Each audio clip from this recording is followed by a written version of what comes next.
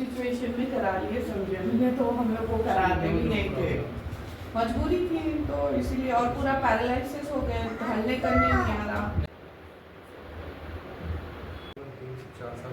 2 3 4 5 S1 भी आया। तो हुआ क्या, कल्विक टिल्ट है, तो ये स्पाइन थोड़ा पीछे हट जाती है, तो यहाँ पे आ रहा पेन, वहाँ पे भी साइड में भी है एकदम एकदम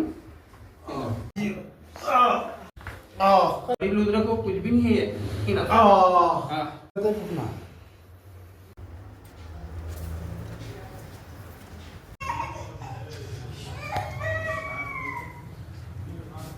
ये सेशन के बाद 1 महीना दिखाता हूँ मैं।